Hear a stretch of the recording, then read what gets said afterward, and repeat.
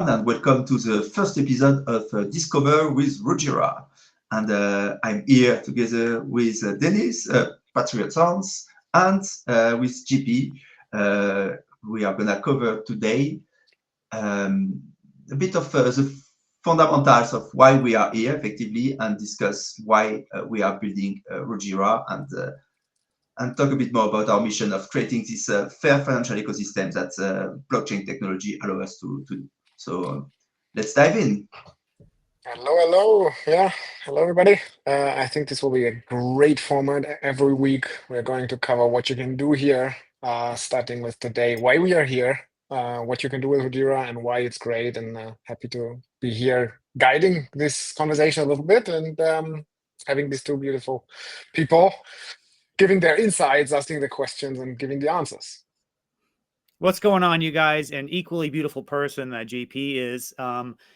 Patriot Sounds with Thorchain, and I love Rujira. I think Rujira is an incredible advancement. It's going to change everything, but I don't know everything, so I'm going to be asking questions because I am not the expert that these two gentlemen are. So I am so excited. Let's go, boys. Let's go. Let's go. So, today. We're going to start a little bit more easy. We're not directly jumping into the products, but we want to talk a little bit about why we are here, right? So, PM, when you think back, I mean, Rujira has its history, but yeah, where does this all started for you, for us as a team? Actually think a little. Well, so as a team, it really started about building something that levels the playing field. That was the point.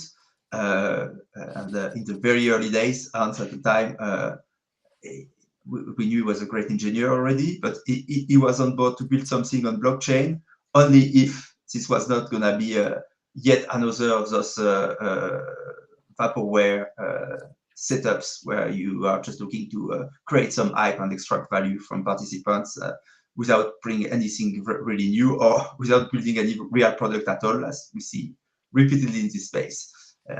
So the view was always that, and I think it was very much effectively in line with the ethos of what Bitcoin was created in the first place and why crypto appeared. And so the first product, sorry, just to go back to this question, it was Orca and what it bring. Orca was a liquidation engine. It got plugged into Anchor on Terra.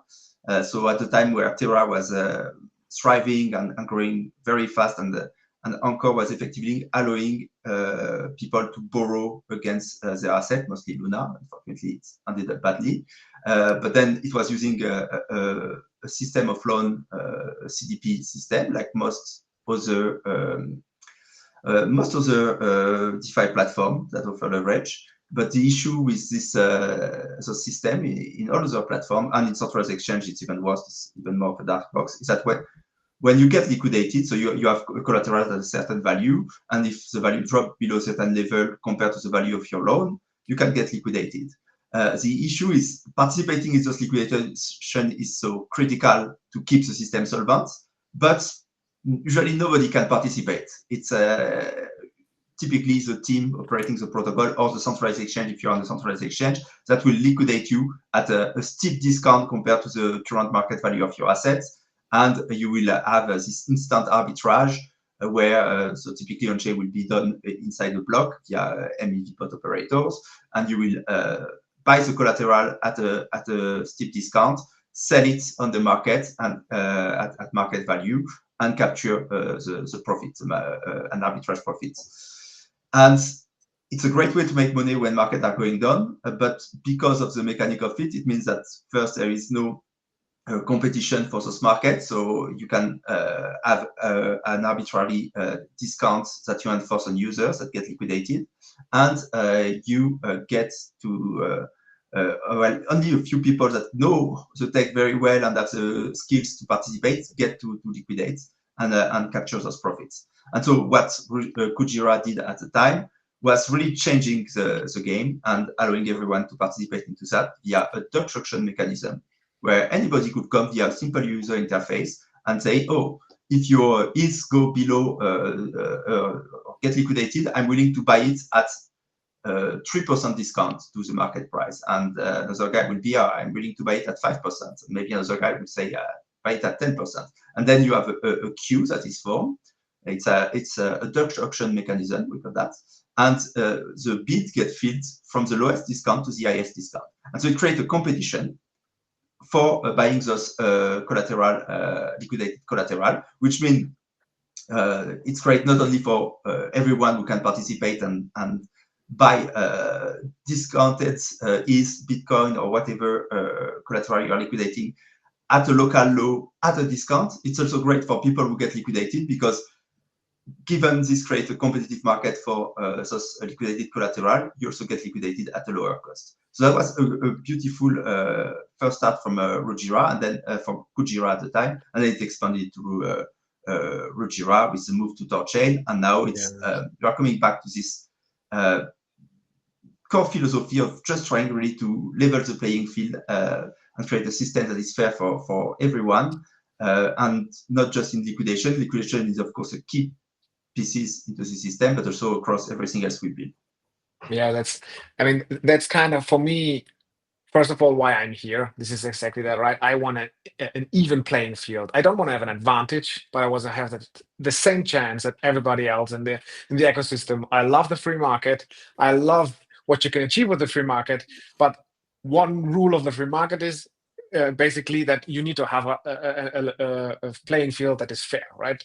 And so that's why we're here. And when I was talking to Hans in the past, to you, and how this all developed, that's why crypto started, right? We put it here on the slide. Bitcoin sparked this movement, a fair financial system that went on then coming, like being automated or not automated, but enhanced with Ethereum coming up. And that's kind of the time when Hans went really straight into DeFi, right? For a long time, he was building and looking at the space, coming up with all these great ideas. But then, as you say, basically, we how you can say, like we went a step back. So we lost sight of what made crypto so promising, because usually you have the big important players that try to manipulate again and get an edge for themselves because it's the free market, and that's okay. But that's why it needs people like us pushing back, communities like us, valuing the real core values of DeFi and of freedom of finance. And that's why I personally think it's super important what we build here. And we will see over the next weeks what that means in terms of products. But from the vision, that's why I'm here. But Patriot, your thoughts?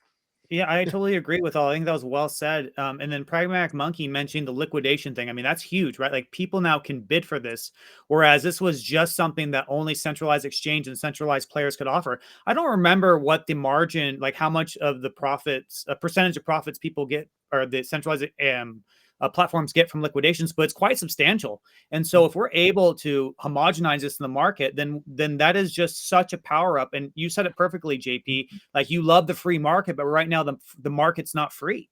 There are points of access that are not there for the ordinary average person. And that's the beautiful thing about Rujira. It equalizes everything and gives everyone a fair shot, just like you eloquently said. So this is so huge. And like this slide says, I mean, Bitcoin was the beginning, but we had to make a lot of coping mechanisms. We had centralized exchanges. We were limited by the time and by the technology, but that's no longer the case. That's no longer the case. So I am so excited, you guys. This is so huge. That's really no longer the case, right? We are, and this is why, I mean, you have ThorChain in the name. ThorChain is what makes this possible, right? You have a system that does not need a centralized intermediary. You have a system where you can access liquidity in all, like from all possible ecosystems, and in the future probably from everywhere. KYC less, without centralization risk, anything, right? You can do DeFi from wherever you want, with whatever asset you want, where you feel comfortable, and nobody else is going to tell you yes or no.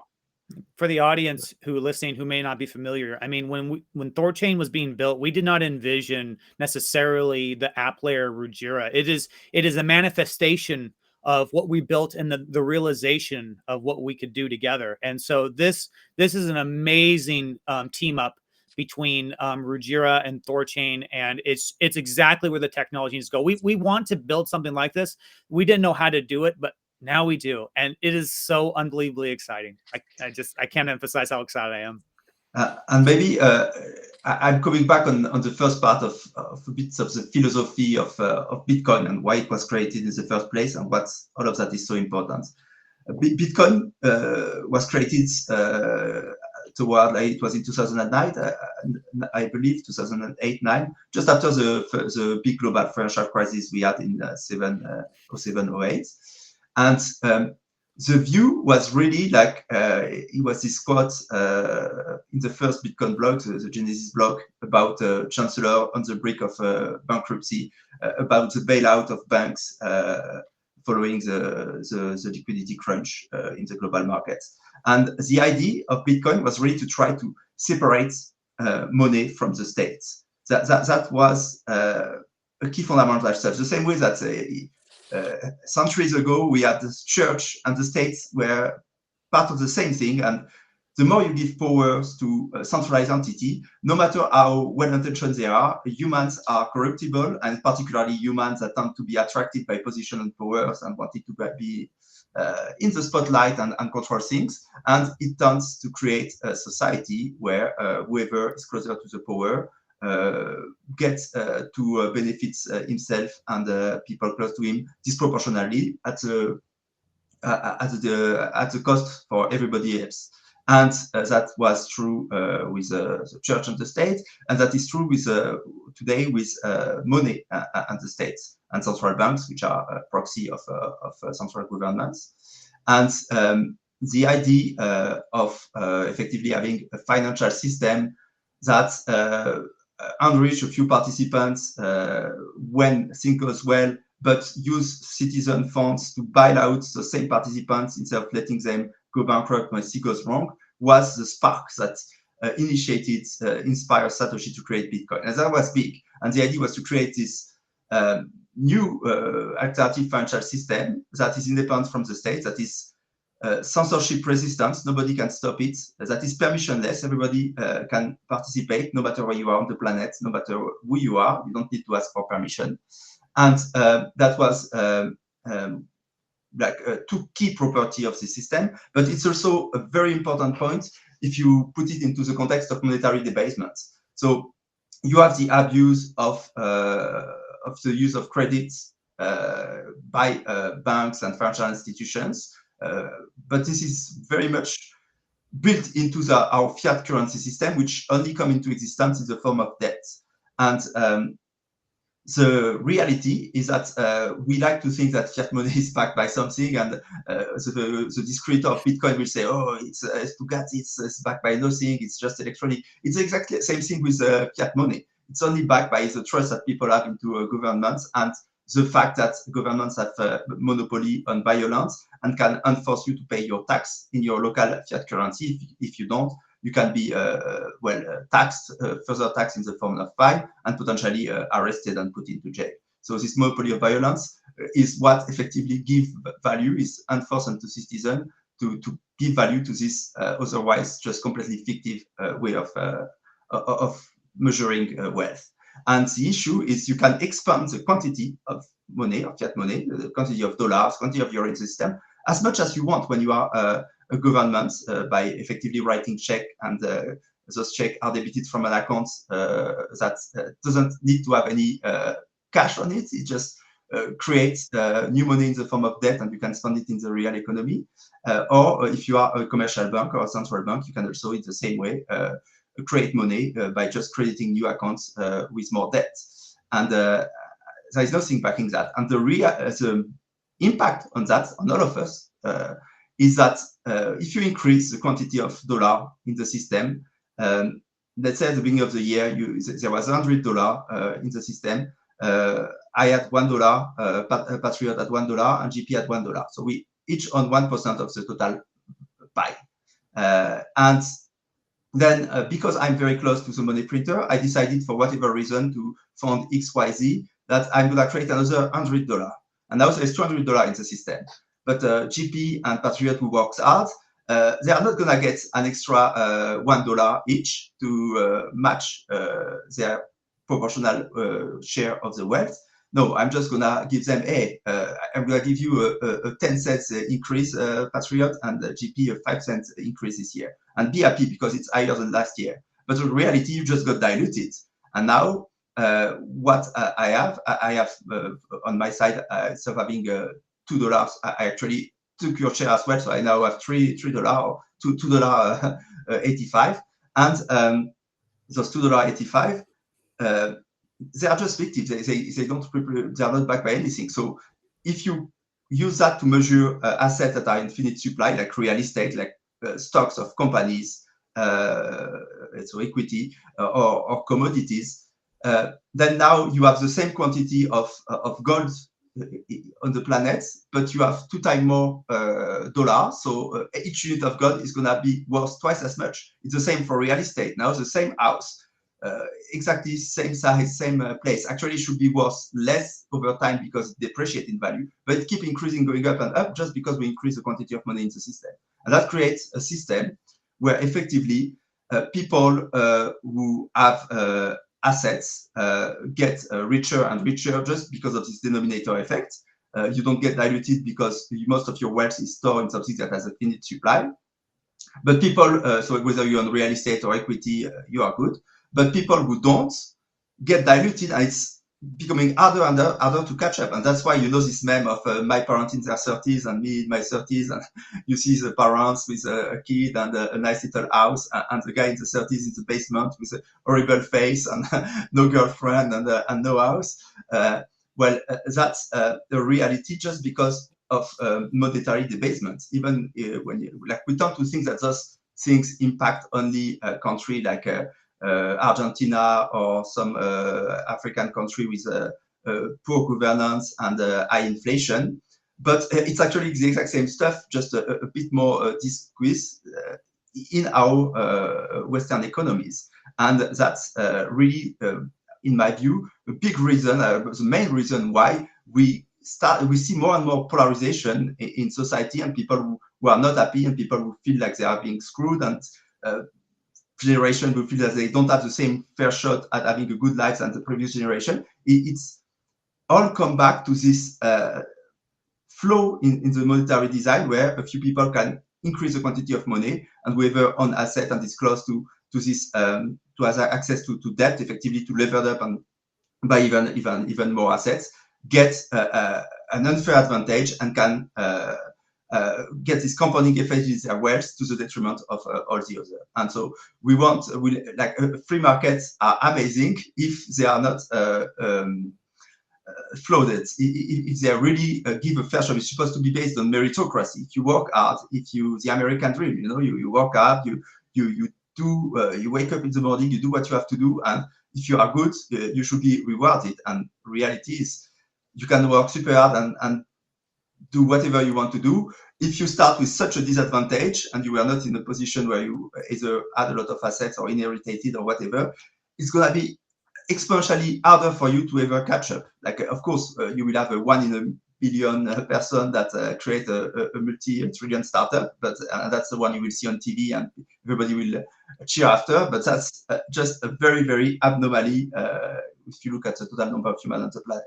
So that's really very much, I think, the other side of the coin. It's also being able to create a system where we are not enforce this invisible tax, that is monetary debasement, that come from government and central banks and at the cost of citizens. So on top of being taxed on our income and our capital gains, we are also being taxed invisibly in the form of devaluation. And that's very key in my view. And that's Bitcoin is a great invention because it fixes that.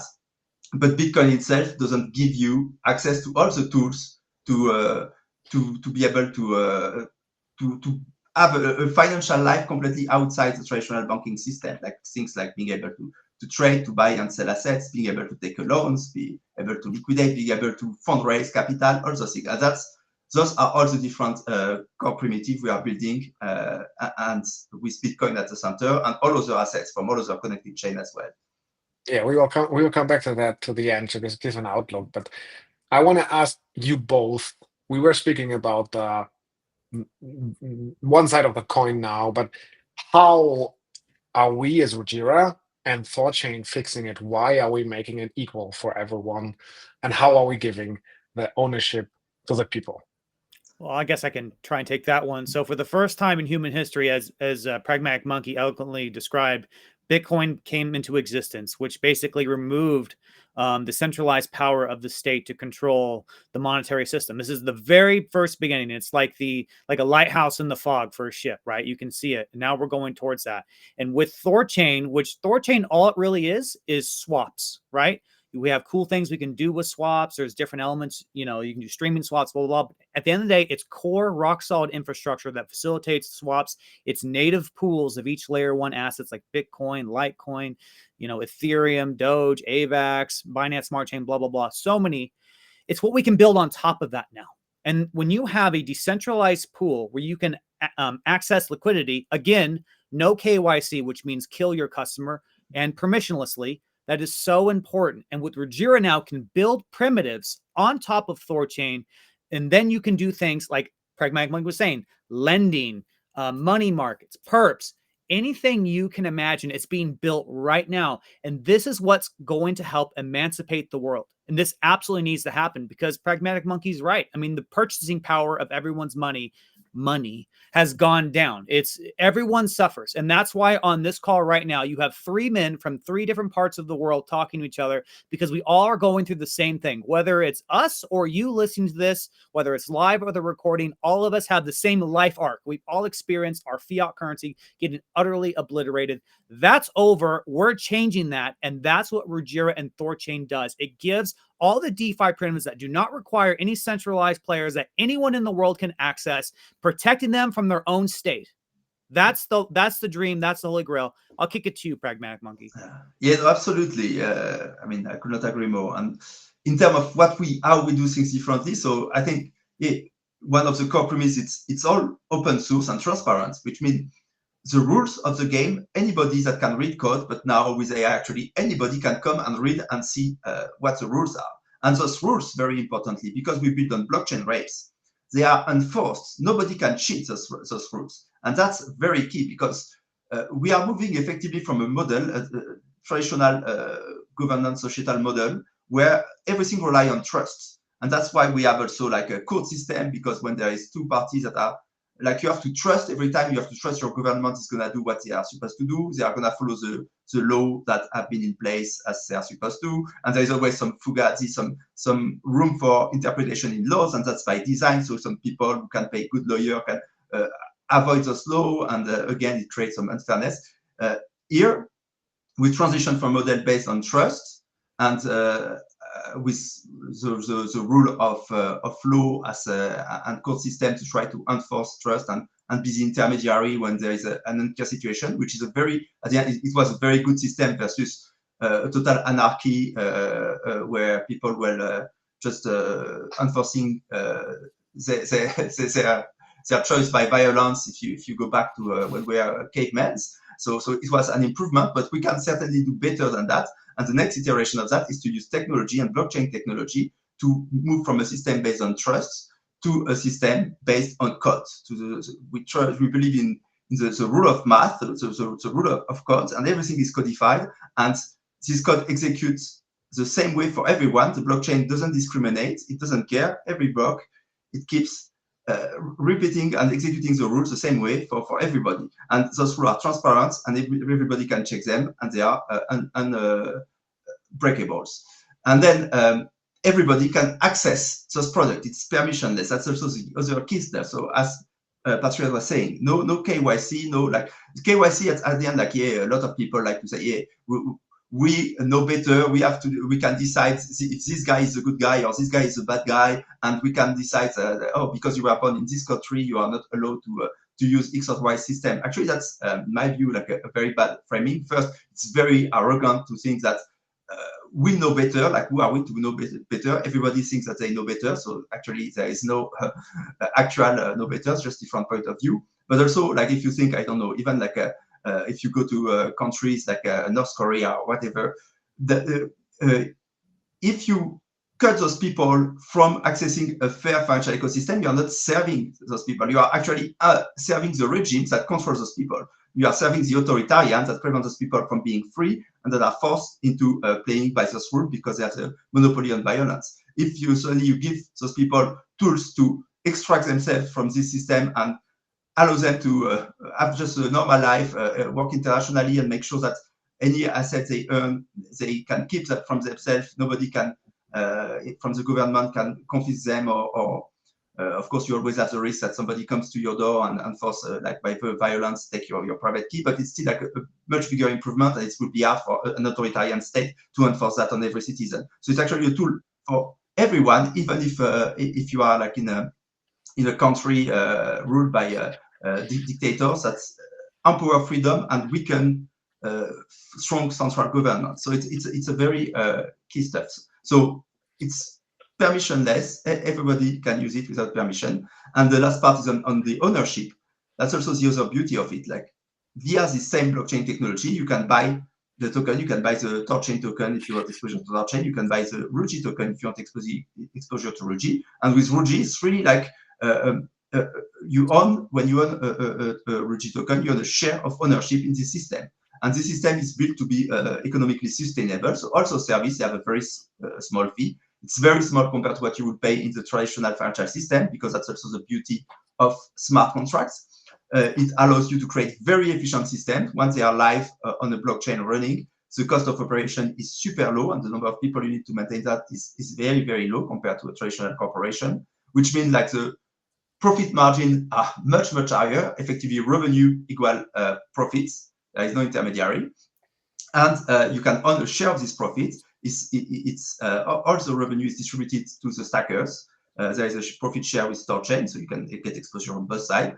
But if you own Ruji, like you get all those fees pro rata to your ownership of Ruji that you stack versus other people owning that. And anybody can buy this token and own a share of this platform, participate early, and get a chance to capture a share of those cash flow at perpetuity. So you could think of it if blockchains are effectively like digital nation states, it allows you to own a share of the economy of this digital nation state. And that's very powerful because, well, you cannot share in companies today, but there are like a lot of different, well, you have also a lot of different blockchains, but there are a lot of different companies, and you have to pick the winner. It's really complicated.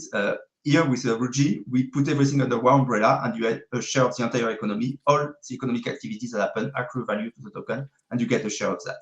And the other thing is, in the traditional world, not everyone can buy equity. You will have restriction. You need to be a accredited investor if you want to participate in early stage stuff. Like all the designs, the system is designed to favoritize people who are close, who already have wealth and are close to the circle of power and plugged into this financial ecosystem. And that's why you have concepts like accredited investor, for example.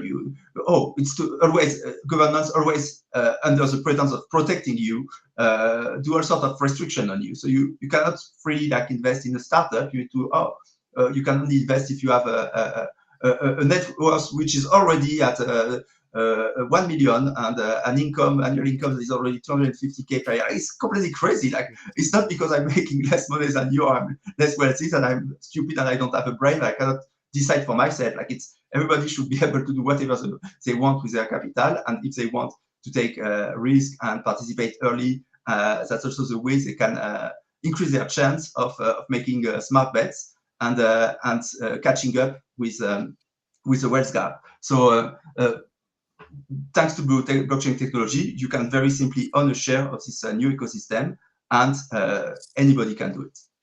Yeah, I mean, that was a very nice summary, right? Like Torchain and Rujira building this ecosystem of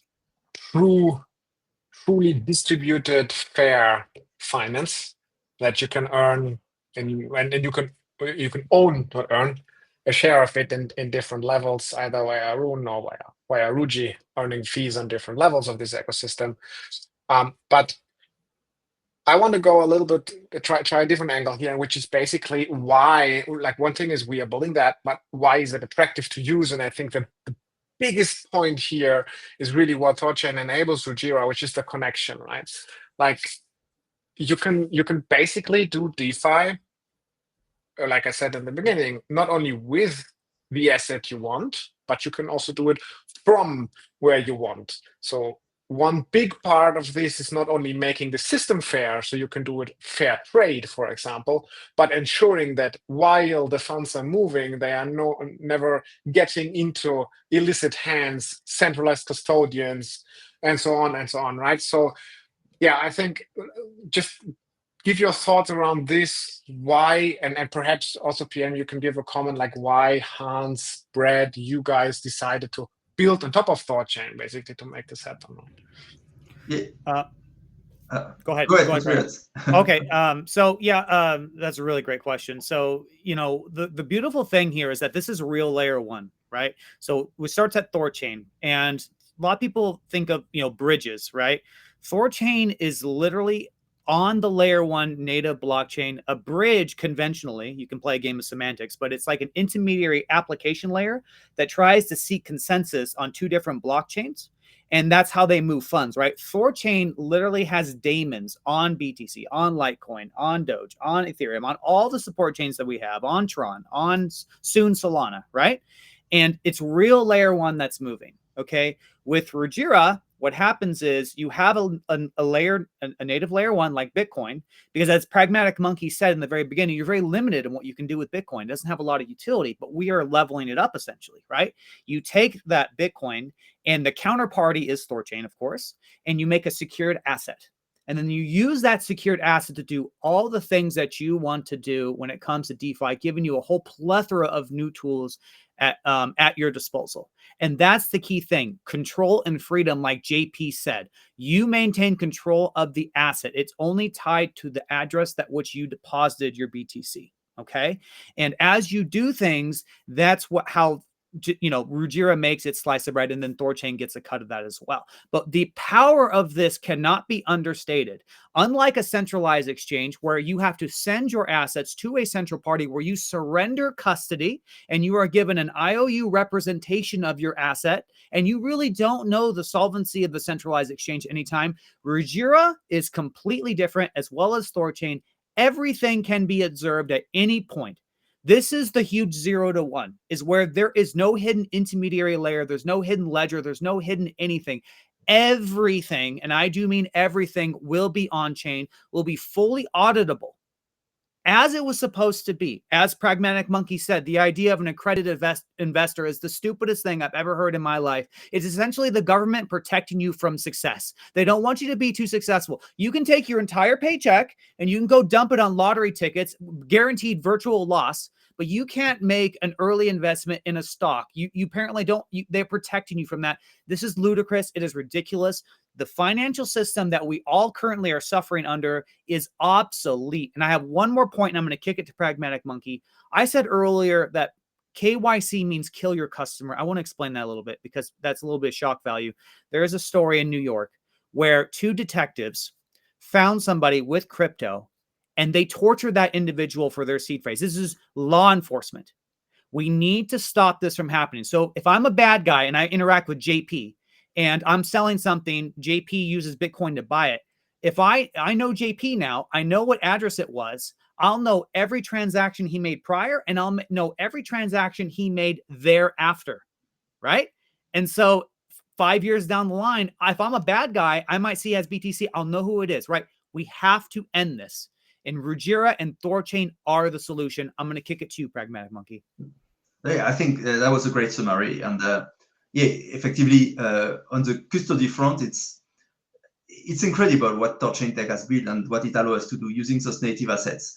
If you want to put your Bitcoin at work today, because Bitcoin chain doesn't have smart contract capabilities, your only way is either you use a centralized exchange. So what Patrick was saying is effectively you give your Bitcoin to some centralized entities that can freeze them, that can lose them, that can double spend them. You don't know, and we have had like billions lost in centralized exchange act or scam. You never know because it's all a black box. And when you do that, you expose yourself to ton of risk, and you are exactly doing the opposite of what blockchain is supposed to bring us. Create this purely decentralized, permissionless, censorship-resistant ecosystem. And then the alternative to that is to move your Bitcoin to an EVM chain or to Solana. But to do that, it's the same thing again. Like most of the Bitcoin you use in DeFi is on EVM chains, and it's wrapped BTC, WBTC. And now you have also CBBTC from Coinbase. And what is wrapped BTC? It's again, effectively, you have a centralized intermediary, BitGo in that case, that will take your Bitcoin, put it in a wallet, and then issue you an IOU on Ethereum. And at any time, if BitGo decides, they can either freeze your assets or refuse to you the right to redeem for native Bitcoin, or they could double spend, or they could get their security system compromised and lose the Bitcoin. And that's again not the solution. So you have to, again, you put back a trusted centralized intermediary in the equation. And you have a few options now, Coinbase doing the same with CDBTC, but that's really, again, not what DeFi is supposed to be. And with Thorchain, we can do that.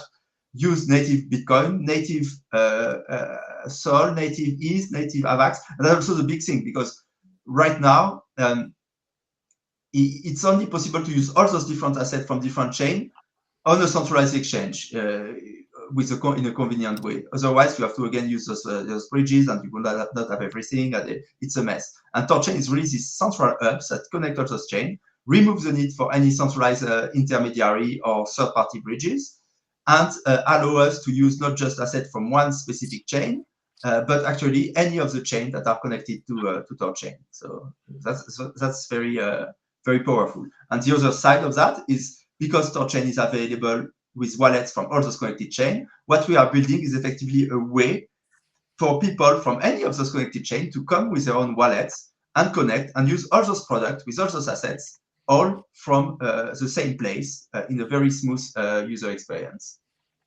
Yeah, I think this is what I want to say. The extent of what Thorchain is building as an infrastructure provider is what Rujira and what we are building as a user-facing product which is the omni-chain experience, right? And this is something, and just for me to emphasize for the community and for everybody listening, to get this right is extremely difficult. And it can only be done via iteration. Building great products is always an iterative process. You need to start somewhere, and based on the feedback of this great community that we have, you can build a product. You can steer the way. You can add things. You can remove things. You can change things, so that the experience ultimately is the best possible. But the people like us, the developers, we never know before what will be the best experience, because we are only a fraction of the user base that we want to attract, right? And this is, I think, what we will be seeing in the next weeks, and I'm very particularly excited for that. We, and here a shout out to Erudite who came up with this idea. We have changed the way Rujira is handling assets, from handling them chain agnostic, so that you need to know I have a balance of Bitcoin on Bitcoin, and I have a balance of Bitcoin on Thorchain, and we will be aggregating them, taking that complexity completely away, so that you come to Rujira, you have your Bitcoin wallet, you connect your wallet, and you will always know what you need to do. So if you have too less of Bitcoin on Rujira to open a loan, we will detect that. We will tell you what to do in the moment you want to open a loan, because that's kind of the technicality behind it. So you need to secure it. But it's really, really, really easy. Like, this will be a big step forward. It required, Hans is still on that, a lot of changes, because it's basically changing the whole code base, how you handle assets and chains. So it's not a light change, but yeah, just because we're always seeing all these beautiful people giving us input, and then we are incubating over it, and now yeah, we are making the next big step to this omni-chain experience. So that's what I'm currently most excited about. But yeah, that's really it. I don't know how much Yeah. you know about it, but something that comes to mind. Any questions around this as we have you here? Well, I do have a question, but real quick, you said something very important, and you mentioned complexity. Okay. And if there's people who are unfamiliar with our ecosystems, JP could not have said it better. This is so unbelievably complicated. To give you some context on the Thorchain side, I think Thorchain last night, it's like 600 some odd thousand lines of code. We started back in 2021. It was called Chaos Cent. The first time ever we had real layer one swaps. We have been bleeding out of our eyeballs for like 4 years. Just every problem you can imagine, double spends, consensus failures, gas problems, anything you can imagine, right? But we have been steadily fixing these things, and now Thorchain has become rock solid infrastructure. And so what JP is correct is we have to take this complexity and abstract it away. If we have people who want to learn about this, they want to have, just like JP said, they want to have their Bitcoin or whatever it is, they want to know exactly what they can do, they can connect their wallet. So JP, that's my question essentially. Okay, I'm a new user. I'm from whatever thing you want. I have some of these native assets. I want to use them. So is what you're saying is I can come to this omni-chain experience to Rujira. I can connect multiple wallets and basically get all my assets in a very easily understood, like I can aggregate them. So it's very intuitive for me. And then I can use these DeFi primitives with the wallets that I connect. Is that right? Yeah, basically that's it. So what you do, you'll connect your wallet. You have this unified portfolio view that I think up until now you will only see with stuff like Pulsar, so wallet, not aggregators, but what are portfolio aggregators, portfolio pages, like Analytics. services that usually only specialize in showing you your balances across wallets. So you have this portfolio view, like the central brain, where you see I have 1 Bitcoin. You do not need to care about where this Bitcoin is, because ultimately you have 1 Bitcoin. Yeah, and if you want to have it over 10 wallets, you can have it over 10 Bitcoin wallets. That's fine, but you will have 1 Bitcoin. Now, then if you want to do any action, this is usually where we saw in the past where people drop out, because there is this complexity to Thorchain that you need to understand in order to do something with your asset.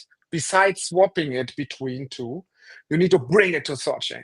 So theoretically, you need to do this, no, not theoretically, you need to do this process called securing.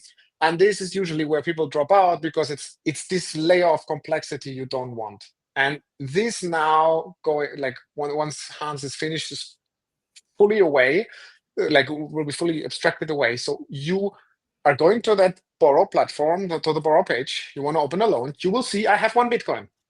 All right. So now I will say, okay, I will put in my loan to value, 25%, 20%. I don't know. This is my output. I'm fine. Now I want to open the loan. In our case, let's say we didn't do any securing.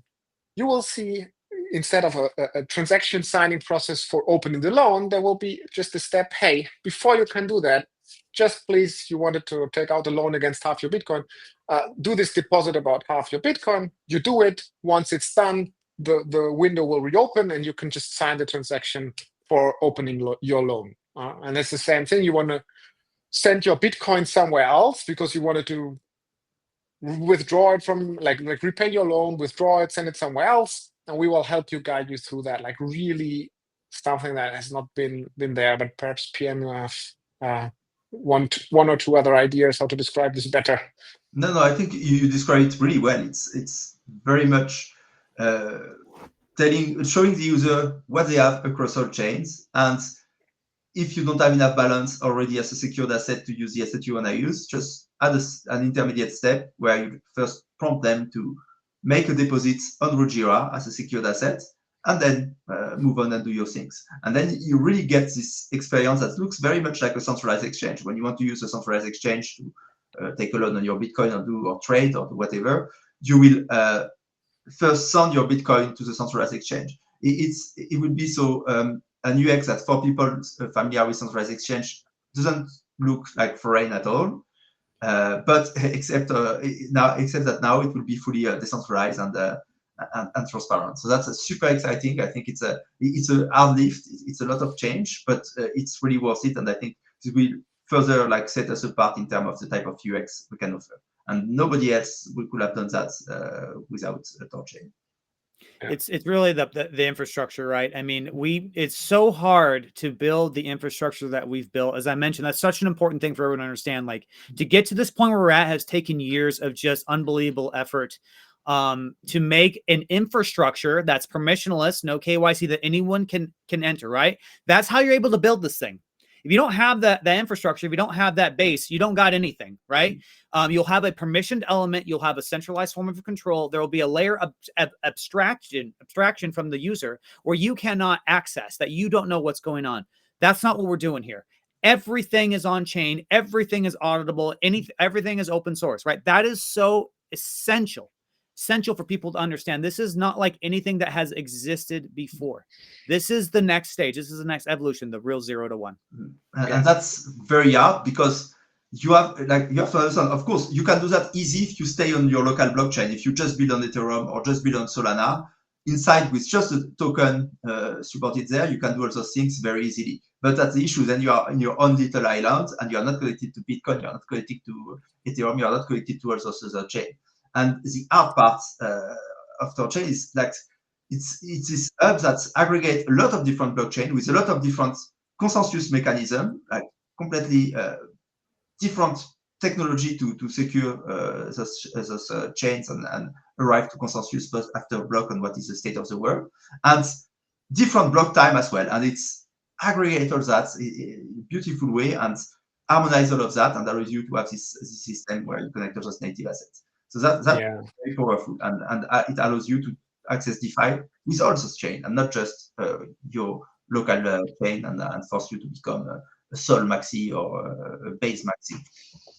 And for everyone that is new here, the big question is now, what can you access actually?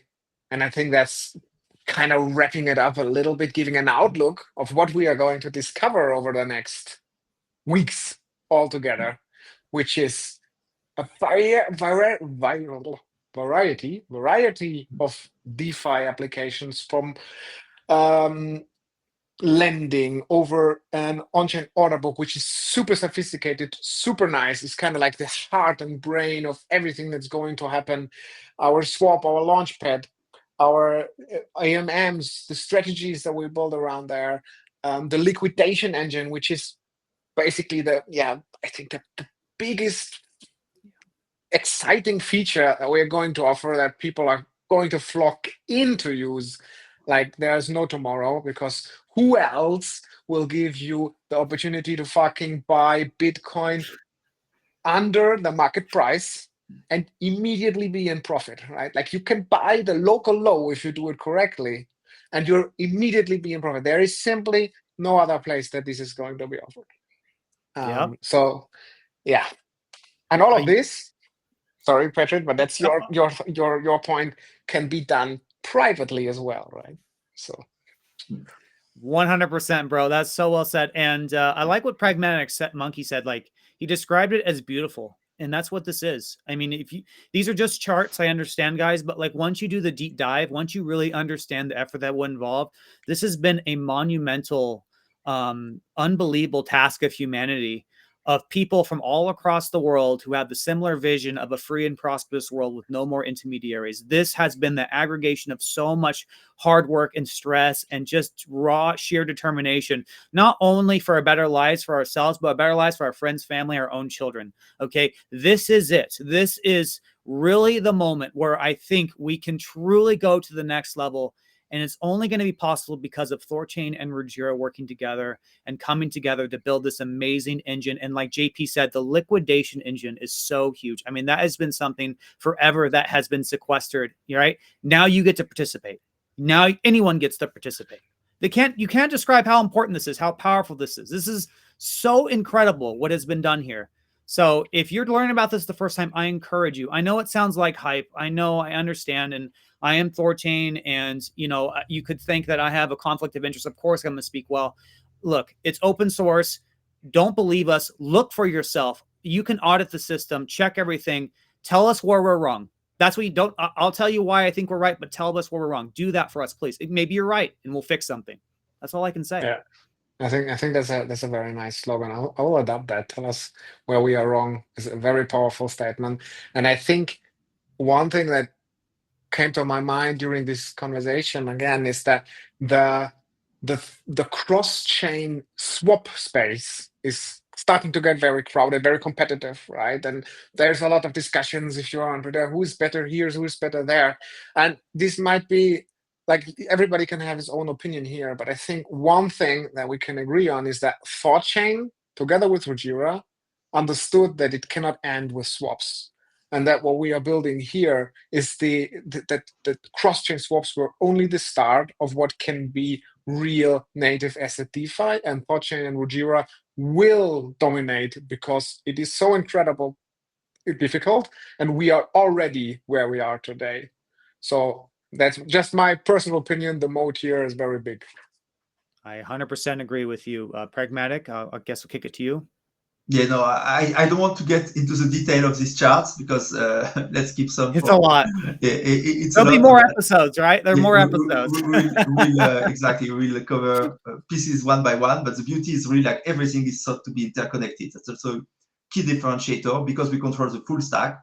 All the pieces work together. We have the IMMs that liquidity to the order book, the leverage, all the debt-based products are effectively secured by the liquidation engine. When there is a liquidation, it's executed via market order on the order book. You have the IM strategy that can backstop the liquidation, including the virtualization strategy, which tap into ThoughtChain based layer pool. It's all nicely interconnected, and it creates a type of circular economy where, as long as there is volatility in the crypto market, and there is a lot of that, you get movements of capital. All of that generates a small fee along the way across all those apps, and all this value flow back to Ruji and ThoughtChain. So it's a very elegantly designed system as well. And this is just the tip of the iceberg. There are also some very cool stuff that will come further down the line in terms of building tools to incentivize retail usage, but also B2B integration with a referral and affiliate system and with Rujilix. So we are still at the stage where we build also core primitive. It's a nice acceleration now. We are redesigning also the database to make it token-centric instead of chain-centric, which is also very huge in terms of improvement in UX. And yeah, little by little, we are getting there, and it's super exciting. I very much look forward to what's to come in the future, and also all the expressivity that allows. Yeah, and I'm just like, at the moment, I'm working on modeling an alternative market making strategy using Oracle orders, which is another core primitive we have, and I am super excited about that one as well. I think there are a few other like key stuff in the pipe that eventually should lead to a very nice opportunity for users and a very good revenue generation for all Ruji orders. And yeah, just look forward to keep grinding and getting there, because it's gonna be good. I think that's a good point that you brought up. Like, if you are watching this right now, if you are a builder, if you have a wallet, if you have an interface, you can provide this service. And as Pragmatic Monkey said, that this is being worked on right now, where anything we talked about today, anything that we are going to talk about in future episodes, you definitely can plug into that. So please, if you are interested in this, don't delay, don't waste any time. Reach out to Pragmatic Monkey, reach out to JP. You can even reach out to me on Patriot Sounds on X. Let's get a dialogue started. I'll make sure you get all the resources available, whatever you need. We'll make sure we'll get you taken care of, just so you can see what is possible and what we can do. The first step starts with a conversation. This is a revolution right here. I'm trying not to oversell it. I know, but it is what it is. It's open source. So again, tell us where we're wrong. Tell us where we're wrong. That's all I can say. You know what I mean? Love this slogan. Very good one. Yeah. No. Yeah. Hey, thanks, guys. Like we promised to this format, or when we will promise in the future, this format will be always under an hour. Preferably when we go into the demos, more like half, because we usually have a lot to talk. But that's why I would say thank you guys for joining, for listening in, and to you, PM and Patriot, for being this wonderful conversation partners, again sharing this vision that we have and the results that we're going to achieve. And yeah, any last words? Oh, always a pleasure, guys. Let's go. Yes, we're here to liberate the world. It's not a slogan, it's not cliche, it's the real deal. Let's get it done.